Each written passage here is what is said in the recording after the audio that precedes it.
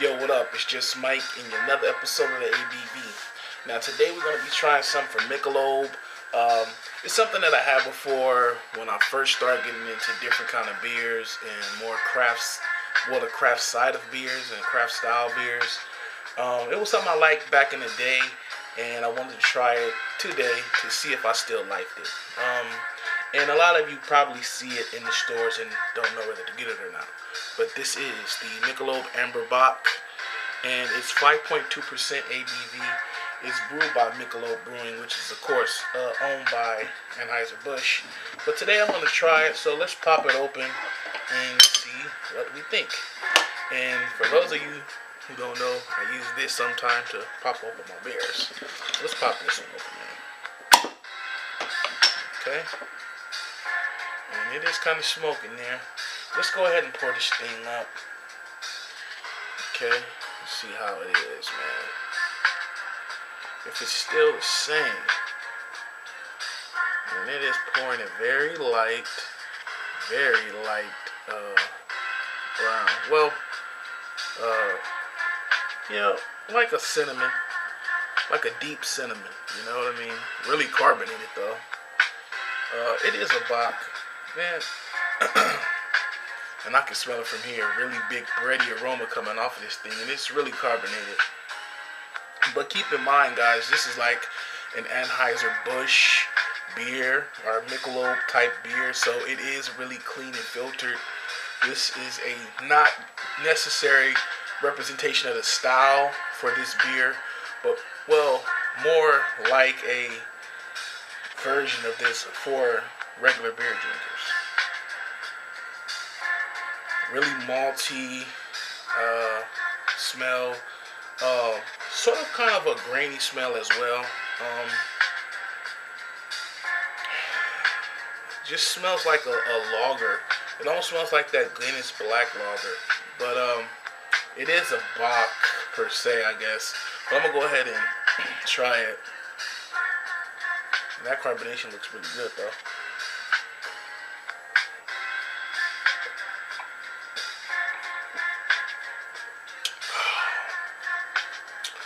Well, it's pretty, I would say, like going back and having it now, it is okay beer. It's not that strong.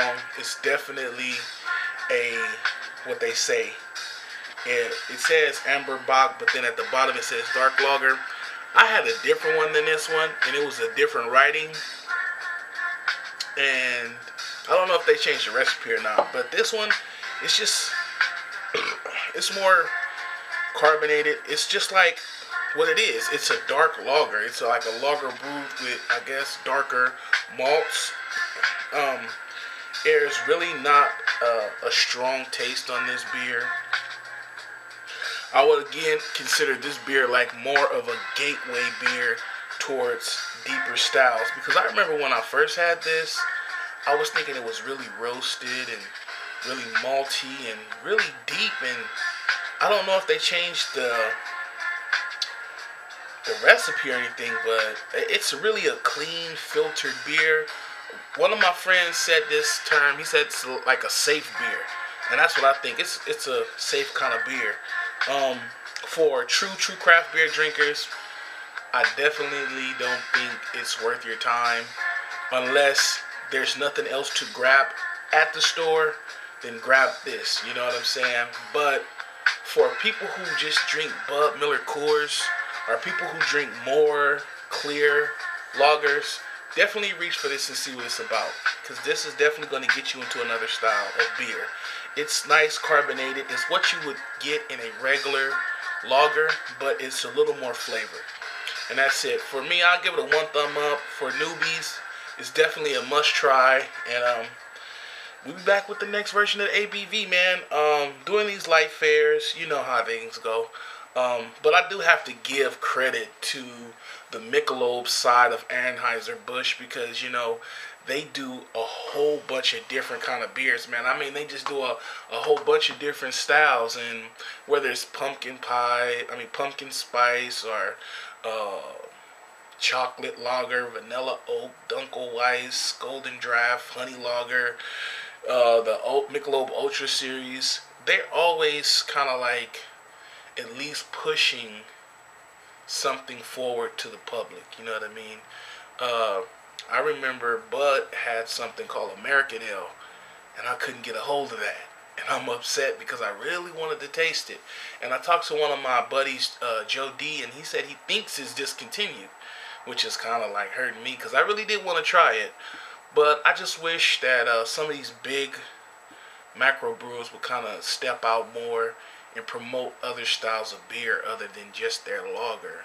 You know what I mean? Like an IPA. Because honestly, where I'm at, and probably where you're at, the store shelves are dominated with the BMC product and, you know, Bud Miller Coors. But then they have the little offset beers that they bought and acquired, but it's not promoted. And it's like, you can't hardly really go into a regular store, and especially in LA, like a regular liquor store, and get an IPA. It's kind of not going to happen. The closest thing you're going to come to a IPA is maybe a Sierra Nevada. I mean, that's probably going to be the closest thing you get. And I just wish that there were more selection, you know. But that goes with a whole nother thing of the 3-tier distribution and why, you know, beers just can't sell to stores. And I don't know. It's a whole nother story. That's a whole nother video. But it is the Michelob Amber Bock, man. I recommend it for new beer drinkers, old beer drinkers, craft beer drinkers, brewheads like myself. It's not nothing that we should waste our time over, because there's so many great beers that we can have other than this, unless something tells you, hey, I can't get it. But I'm not going to let this one run too long. It's just Mikey been in the ABV. I'm going to finish this one.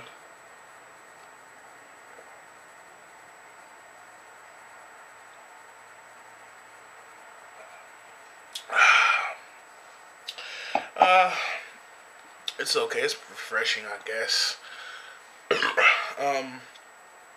But you've been in ABV, and you know, we'll be back later, man. You know how it is. I'm gonna have some new stuff coming up. I'm gonna be trying to get a couple of better beers. I really would love a heady topper, but I'm gonna have to pull some major strings to get that beer here. I don't know if any of my friends can help me out. Doug, if you watch this video, Mark, if you watch this video, just, you know, anybody, if you can help me out. Scott, if you watch this video, man, I would really love to taste the heady topper. Until the next time, man, it's just Mikey been in the ABV, and I'll holler at you guys really soon. All right.